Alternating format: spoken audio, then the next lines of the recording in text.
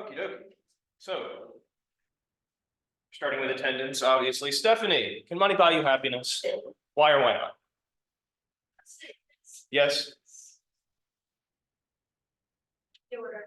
you can, you know. Emily, what do you think? Yeah, Yeah, overall. overall, yeah. And Maddie's not here. Jazz, can money buy you happiness? Yeah, Yeah, because I like feeling secure, like I don't have to be like the richest person in the world, but I really have some change. oh yeah. It's less to stress over, Okay. you know, if you're worried about bills, you know. Yeah. You don't have to bother your friends for money, that kind of thing. Aiden, what do you think? Yeah? Any reasoning or just? No? Yeah. Pretty simple. Abby, what do you think? Yeah. Yeah? Just security blanket, you know? Giselle? Yeah. Yes, Yeah. that is true. You can get whatever you want, except more time. You can't Yeah. get yourself more of that, you know? Jaylee?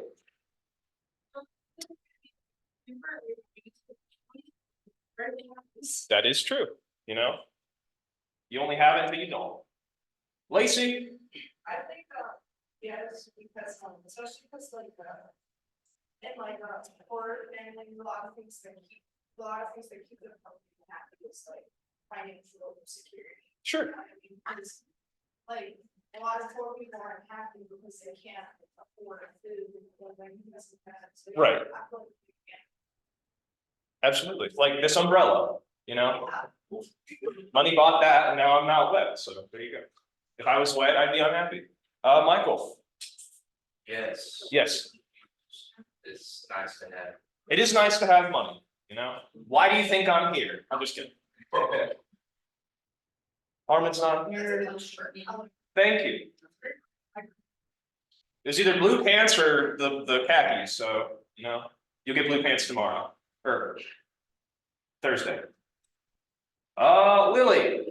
Yeah, because without it, typically, most people who have money have a lot of connections, so they can get the job they want. Right, And if people have those connections, money to make those connections, or try to get a job. absolutely, yeah. Try going on a first date without it having to cost anything. You know, what are you gonna take a walk in the park? You know, that gives me serial killer vibes, you know? Alrighty. So, why did I pick this, Weird Al Yankovic? Because this is from the music video titled, This Is the Life, all right? He says, I eat filet mignon 7 times a day. My bathtub's filled with Perrier, sparkling water. What can I say? This is the life. But there is another thing he says in this song. He says, you're dead for a real long time. You just can't prevent it. So if money can't buy happiness, I guess I'll have to rent it. So on what Jaylee was saying, you know, it's temporary, you know, but I would encourage you to think that money is a state of mind, or happiness is a state of mind, you know, because yes, you don't have to have money to be happy, but you can also be destitute and still be happy, because it sort of invokes this idea of gratitude. If you have money, you're grateful for having money, but if you don't have money, can you be grateful? Yes, you still can, you know. Another thing is Macklemore. You know, the song Thrift Shop, what, that one, yeah. He has a song called, I can't remember, I think it's Glorious. He says he can't pack a U-Haul and take it when you're gone. Like when you moved on to the whatever you believe in, you can't take all your possessions with you, you know? So, it's a little bit of wisdom for you, you know? In my 26 years on this earth, you know? Or from Weird Al Yankovic, whatever. But Weird Al's probably my favorite musical artist. It's a tie between him and Bo Burnham. Those are, you know, they compete for each other. But anyway, thank you for your responses. And then today is the day where we're talking about visual aids. And I need to do that. So, we already did attendance. Now we're going to talk about the advantages of visual aids, okay? Like how they can sort of enhance your speech. We'll go over the different types of visual aids. I'm sure you've all heard of some of these before. We got pictures and drawings, graphs. Who doesn't love a good graph? Charts, and then videos. Because we live in the digital age, we can use videos to our advantage, right? How to prepare visual aids. I'll give you a couple tips on, how to make them and use them effectively. So then we'll go over presenting with visual aids, sort of practicing with them and how you can use them in the most effective manner possible. And then we have a little activity at the end. I put this at the end so you can have as much time as you want to work on that activity. And then next class on Thursday is about ethics and communication, or ethics and public speaking. Any questions before we get started? Okay. So first off, one advantage of a visual aid is they can give some clarity. If you're talking about a really complex topic, it helps to sort of have a graph or something to help break it down. Instead of me sitting up here explaining the importance of visual aids, I can show you why visual aids are so important. So over here, we have something that shows anatomy here. Anatomy is very complicated, right? So we want to make sure that whatever it is, the stomach, the lungs, the heart, there's always usually a visual aid accompanying that to help you out. Interest, because if someone stands up here and talks the whole time, that's not very interesting. You can sort of splice some images up on the screen, and then you can use that to help add some emphasis or emphasis to your presentation. There's also retention. If you retain something, that's what retention is, you sort of are able to remember it a lot better. It's like, well, I was having some trouble understanding what he was talking about until he started putting up some visuals up on the screen. And then I was able to retain the information a lot better. That's retention. Credibility, because if you add outside information, that gives you more credibility as a speaker, right? It shows you did the research, people are willing to listen to you more. You have that terminal credibility we talked about in the last lecture. So makes you more credible, like you did the work.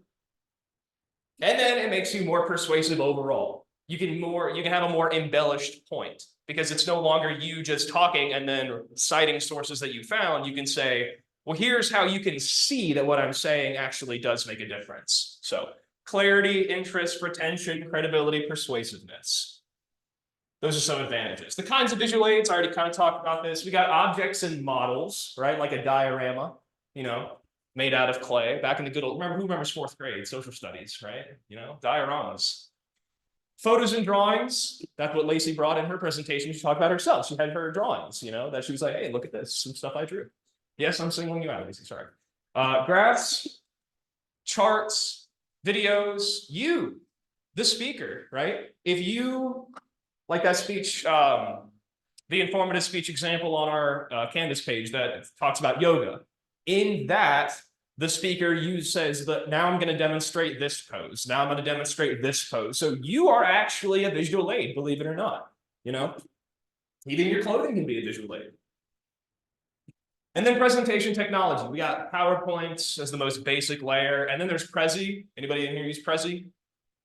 It's like the ability to kind of like zoom in, zoom out of stuff. I don't really use it. I'm more of a PowerPoint guy, but those are some visual aid examples. Photos and drawings, you want to make sure that they're big enough for the audience to see, right? If they're too small, then people are going to be squinting and then they can't really pay attention to what the whole point of your graph or your drawing or your picture was because it's not big enough to see. And don't just gloss over it. Don't be like, here's a picture and then just move on to the next slide. Why did you pick it? Why does it matter? How does it add to your presentation? Because that's the whole point of a visual aid. You display with presentation technology, and obviously what I do is I put animations in there, right? So it's no longer just, all that stuff thrown up on the screen all at once. You put it up there one at a time so that people are able to sort of, you're able to parse out that information. It doesn't become overwhelming. So here's a bad example. You can probably, it's a good visual aid. It's just not really big enough, So how can we make that better? Just make it bigger. Make sure people can see it. But it says this is what a person with dyslexia might see when reading this sentence. So it'd help if you were doing a speech on dyslexia, you could sort of help empathize, and be like, this is what it looks like, So those are photos and drawings. Graphs. They show trends and patterns, depending on the different type of graph that you have. There are many, many graphs that we can talk about, but I'll only talk about three. Three you're probably already pretty familiar with. Line graphs, pie graphs, charts, whatever, and then bar graphs. So let's start with line graphs. It shows changes over time. I'm sure you're all very familiar with this, but you can also use more than one line. It doesn't have to be, it's just showing one type of change. It could be showing like, here's this, here's this, here's this. Let me give you an example. So this isn't just a single line bar graph. This says percentage of personal spending, grocery spending, restaurant spending. As you can see, over the years, it has increased. It might be because of inflation. It might be because, people are going out. I'm sure that if this went past 2020, what do you think would have happened? I think groceries would have went up, yeah, but restaurants, straight down. Just woo, all the way down. And why? Pandemic. We all know why. So, and then it also has here spending in billions, okay? One thing that I would say might add a little bit more to this graph is where? Is this the United States? Is this the state of Ohio? Is this Canada? Is this Iraq? I don't know, So that's one thing you have to think about when you have a title. Always have a title with your graphs, because if you don't, you're just putting up information up there without any, context, in other words. So that's a line graph. Pie charts or pie graphs. They show patterns in terms of distribution, but I like to use the word percentages, right? So, give you an example of a pie graph. This is a bad example. Why? Because of what I just said on the last slide. What doesn't it have? A title, yes, very good, Michael. We have, yes, married, widowed, divorced, or single. Who? Is it men? Is it women? We don't know because there's no title. All that we know is that there's a difference between who was single back then and who was married today in the span of 118 years. Throw a pie graph up there because now we have some context. Women in the workforce. It's no longer just this ambiguous figure that's put up there. Now we know back in the day when women were in the workforce, it's usually because they were single. Because back in the day, husbands were sent off to work to do the work, women stayed at home. That's just the way it was. That's not the case anymore though, because women might be married and in the workforce, or they might be single. It's a lot more spread out. And you can see that because of the difference in the two pie charts. One thing I'll also say about pie charts is that make sure you can actually see the text on here, right? You don't want to have red text here, purple text here, green text here. Make sure it's all visually appealing.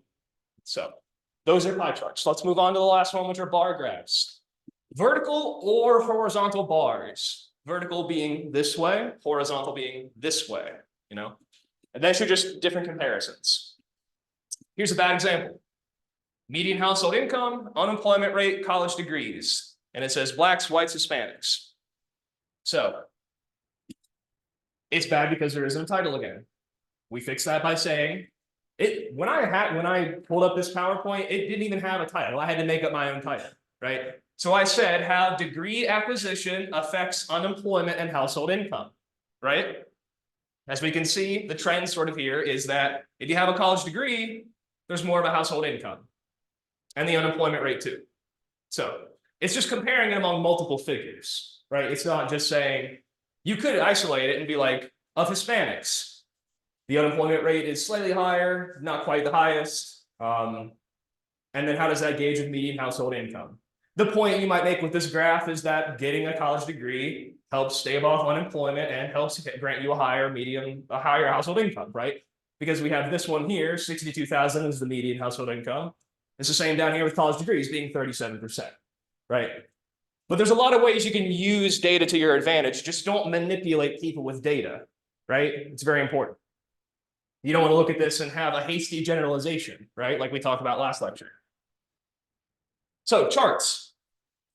It just summarizes a big block of info. It might be a list. It might be something that's not a list, but they help visualize info, like all visual aids. To give you an example of a chart. Or we can show the steps of a process and keep it simple and clear, all right? Because the steps are very important. Here's an example. Most dangerous jobs in the United States. The top of the list is loggers, and then it goes down to professional drivers and truck drivers, okay? We also got roofers, refuse collectors, aircraft pilots, and engineers. But down here, it also says per 100,000 workers. It's important that we have a frame of mind because it's not just, okay, 133 out of how many, right? So most dangerous jobs in the US. That's another thing you can highlight there is that we're talking about the United States here. We're not just talking about the world, because in the world, it might be different. Like maybe oil rigging would be higher. Like oil rigging isn't even on there. It just, Yeah, structural iron and steel workers. That's the closest thing I can think of. Now, videos. After this, I'm going to show you how to embed a video into a PowerPoint, which is super important. Keep them short, because the point of a speech is you giving a speech, talking, right? If you have a 5-minute video and a 10-minute speech, the video is kind of half the speech. It's not really, you know, like it was doing the work for you, right? Cue to the start of the clip, unless there's like an introduction you want to kind of skip through, but I'll also show you how you can get past that, at least in terms of embedding YouTube videos. That's I'm not going to say area of expertise. It's just when I embed videos, that's usually what I do. And then when it says integrate smoothly, I use the term embed because you can click on a link that's in your PowerPoint, but then what happens? If you click on a link, it's going to bring up another tab. You know what I mean? It'll bring up another tab, and then in that alternate window, what usually happens? Can anybody tell me? What's at the start of the video? Ads. The bane of our existence, right? And probably not even the skippable ones. So time that should be taken for you to give the speech, use your visual aid in the most effective manner. Now you have to awkwardly either wait through a 30-second ad or just skip the ad, and then you can get right to your presentation. So avoid low resolution. I know that's not always possible because when you find a video and it works for you, you want to try to use it. But I can give you an example, but it wouldn't be a good example because it is terribly low resolution. So here are the steps to go over. So I'll back out here. The first thing you want to do is go up here to insert. Okay. After you click insert, got it. You go all the way over here to where it says video. You click on video, and then you have to choose what type of video you want. Do you want it to be something that's already on your computer? Do you want it to be a stock video? That's just like something that's used in like corporate world, you know, like a bunch of wind energy windmills or something. Or it can be a video that's online. You found it on YouTube, you want to put it in here, that's how you can do it. So, an online video. Let's say that I wanted to, that song, This Is the Life. This is the life. Amy McDonald, no. Weird Al Yankovic, here we go. Click on this. Eventually. Yeah, it's the rain. I don't know what it is. It's just the rain. Another reason you want to embed those videos. Boom! Ad. Who would have thought? You know? Because it has a perfect slow roasted chicken melted cheese. Okay, so from here, what you would do, you could just right click right on the screen and it'll say copy video URL. Okay. Copy that, go here, you go to video, online videos, and then you just copy and paste it into the address bar. Paste. Couldn't recognize the link. Terrific. So now we have a backup plan. You can also do right below where it says copy video URL, copy video URL at current time. So let's say you wanted to start it about, he's got a piano riff here.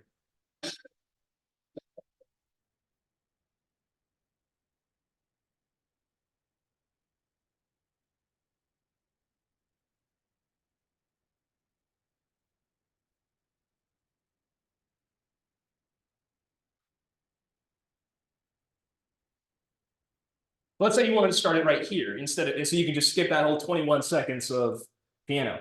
Copy at current time. And you go over here, video, online videos, paste. Oh boy. Looks like that's not working. Let's try another video. How not to use PowerPoint. When I was in public speaking class, this is this thing my professor showed us. But as you can see, There's some things I hate about PowerPoint, and I figure it's kind of my duty to point them out. So here we go. look at how bad the resolution is. Am I right? Like that's atrocious. Like what is this, 144p? No, 240. And that's as high as it goes, 240. Like you can't get any higher than that. So just for the sake of showing you how to embed, I'll try this one. Online videos. Paste it. Voila. It finally worked. So then you click insert down here. And with any luck, it shows up right here. Bada boom. I'm going to resize it a bit. And then when you go to slideshow from current slide, all you have to do is click on it. There's some things I hate about PowerPoint, and Bam. And if you use the arrow keys, there's some, it might just start automatically. So like when I go here, it didn't happen. But as soon as I click on it, there's some, it's stuck here on this thing. So if I try to use the arrow keys, it's just going to skip ahead or behind in the PowerPoint. So you want to click off here, and then you can move on to the next one. So a stock video, this could be really good for like a background or something, but we'll go to video, stock videos, and it's got a lot of different options to pick from. It could be you're pouring a cup of coffee, someone clapping, I guess, the windmill one, chocolates, a meerkat, that looks cool. We'll insert a meerkat. We'll go to slideshow from current slide. And look at that, it's playing already. Cute, all right? So that's stock videos. You know, if you just wanted to throw up a little, this one's only, how long is it? It's only 10 seconds. It usually is just the same 10 seconds repeating over itself, or it could be, you have to restart it, but that's a stock video, okay? You can resize it. I'm sure you all know how to do animations, but let's say you didn't want this to just come right up. You can have play, you can have pause, you can have appear. So now when you go to slideshow and you click from current slide, there is no video. You click and then boom, suddenly it's there. That's animations in a nutshell. And then you can click on it. Cute, meerkat, gotta love it. So you, the speaker, like I said earlier, in terms of you being a visual aid, you use your body to demonstrate a procedure, whether it's, you know, I'm teaching somebody how to do archery. Make sure your elbow's not any higher than this. We call that chicken winging. All right. You want it to be level with your arrow here. And you also don't want it to be down here because then you're going to do this. That's not good, obviously. So, and you want to practice coordinating words and actions, right? Because it'll be a lot more fluid when you come up here and you know how to know what you're going to say before you say it. So it's like, okay, demonstrate. Okay, now I'm going to do it because I practiced this. Now, you don't always have to use something visual. You can also put a sound in there. Like, suppose you, for instance, I know because I've done this. Who knows who Mr. Burns is? From The Simpsons, right? Seymour Burns, in other words. You can find a clip of him saying, excellent, and you can splice into your PowerPoint. I've done that before, you know? And it's the same type of way of doing it. You go to insert and you go to audio. It can either be audio, it's on your PC, or record audio. Boom. Right there. And you can even change the name of the recorded sound, how long it takes, but you hit record. I don't know if this is really going to work because I don't know where the microphone is on this computer. Hit OK, and then boom. There we go. You don't like it? Delete. Easy peasy. So now it'd be helpful if you have something like, well, here's some audio of this particular example. You know, if you wanted to know what it's like in the city of New York, you don't have to find a visual of the city of New York. You can just play sounds. You know, it'd be probably a lot of honking of horns because of taxi cabs and everything like that. Never been to New York, so I wouldn't know. But that's another way you can do it. It doesn't have to always be visual. That's why there's audio visual. You can have both. You can have one. You can just have the GIF or GIF. But that's not how you pronounce it, in my opinion. Even though it starts with a G, right? It's like the peanut butter. So, couple guidelines. Use them strategically, okay? I would highly encourage you to use blank slides so that when you pull something up here, it's nothing. And then on the next slide is your visual aid, because then you can use it strategically to say, boom, now we're going to talk about my visual aid. Right after that visual aid is another blank slide, because if you leave your visual aid up here the whole time, the odds are people are going to be paying more attention to that than they are to you. Don't distract them, right? It's like if you were going to give handouts during your speech, like, not like $5, not that type of handout, like if you wanted to give like an outline of your speech, you want to try to do it in the end so that somebody's not just reading your speech the whole time. So, and use them to enhance specific points. You can use underline, you can use bold, you can use italics, but you're using it to enhance. You're not using it to lean on. So that's when I say don't overpower your presentation. Don't just put 80 slides on here and expect that to do the work of your presentation, okay? And then don't read from the screen. I know I'm kind of breaking that rule right now, but when you give your speech, you want to make sure that you're actually talking to them. Because what happens when you read from the screen? Your body, your whole body's turned like this now, you know? You're no longer talking to the room and now it becomes awkward. You're just talking to the wall. So when preparing your visual aids, do it well in advance, because like you saw when I tried to embed that video, it didn't work. You know, I had to try to take some time to think around it, like, okay, well, how can I come up with an alternative here? There's always an unexpected error because you don't expect them, and that's why it takes a lot of time. Keep it simple, right? It doesn't have to be really in-depth. It doesn't have to be overwhelming. You don't have to put 50 animations on one slide, because then that took more time than the actual preparation of your PowerPoint, you know? Make it large enough, whether it's visuals, whether it's videos, make sure that the audience can see it, because there's not much point of having a visual aid if your audience can't really internalize it. Limit the amount of text. I put this 7x7 rule up here. Anybody have any guesses as to what 7x7 means? 7 words, 7 lines. Each line should have no more than 7 words, and you shouldn't have more than 7 lines of text on the screen. It helps keep it short. You know, you're not just putting entire block quotes up here, like 40 words, right?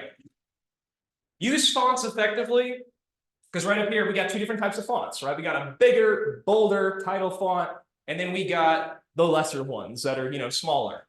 And then if you have something down here, like if you were going to subpoint, you would want those to be smaller than what these are.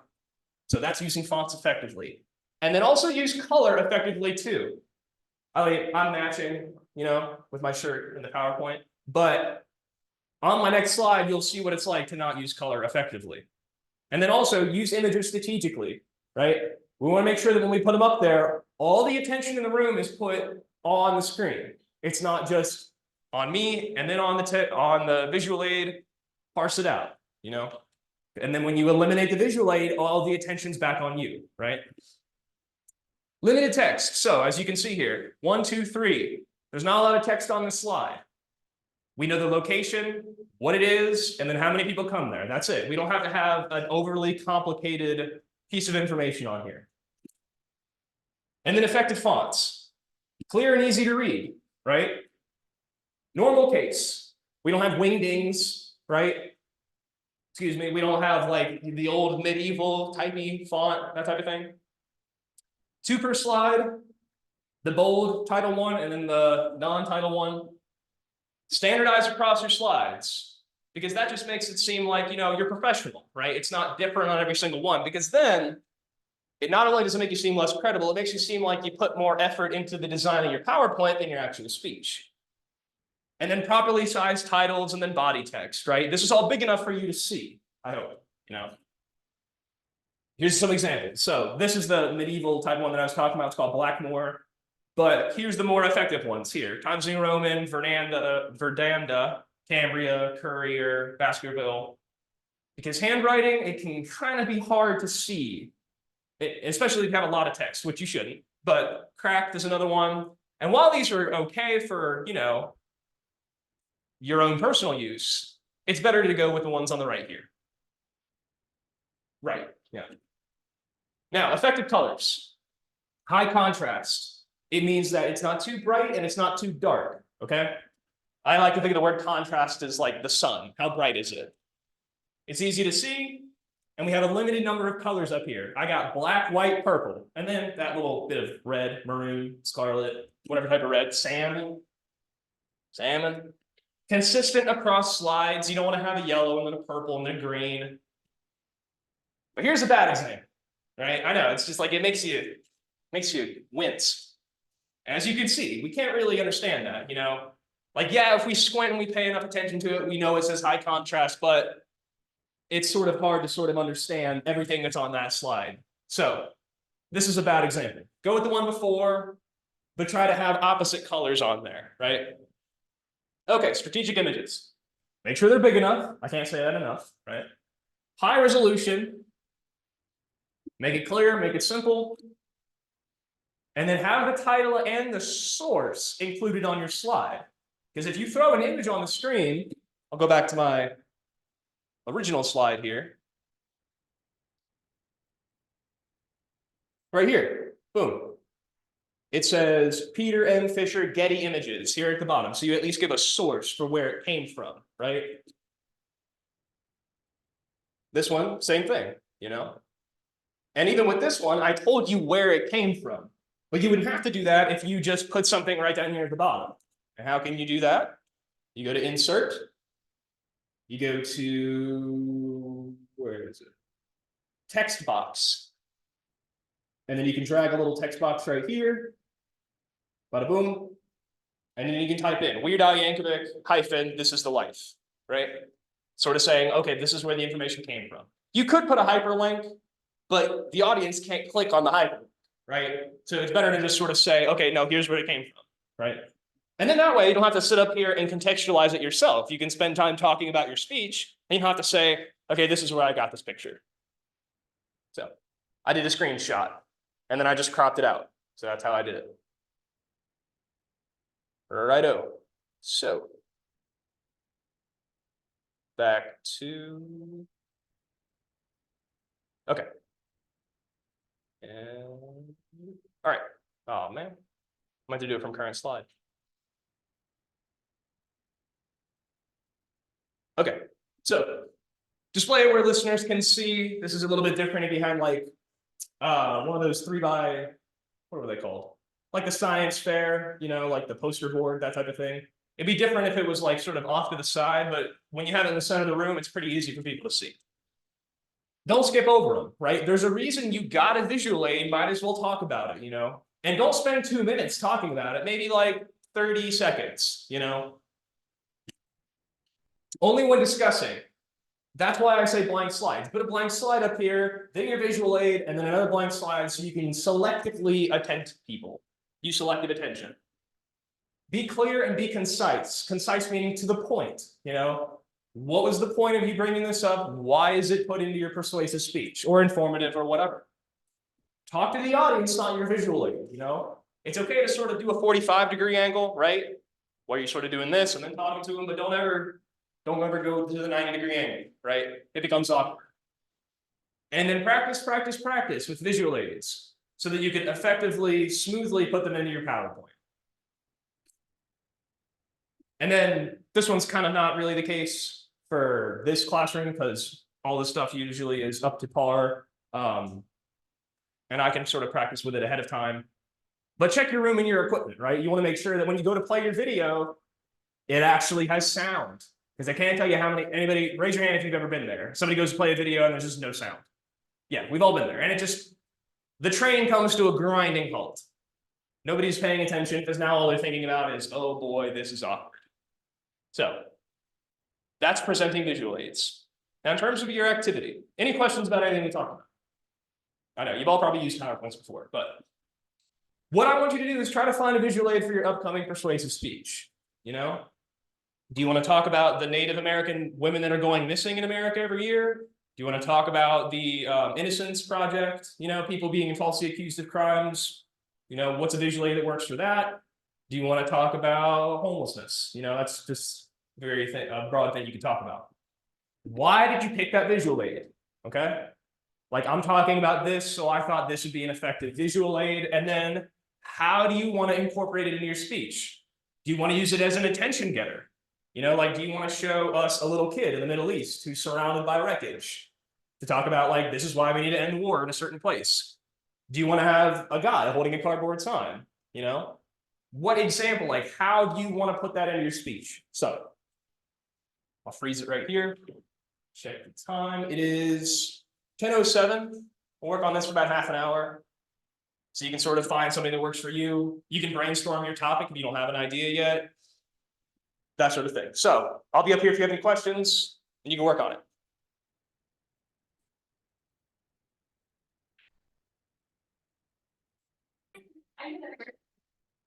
All right, after doing some walking around and seeing how you would incorporate your visual aids, I don't think you need to come up to the front and sort of explain, like you all kind of gave me an explanation of how you would use them, so. I'll tell you about next class on Thursday. It's ethics and public speaking, chapter 2, read the chapter, do the homework, the whole gist. That's the last chapter we gotta do though, so. Almost done. All right, I will see you all on Thursday. Yes,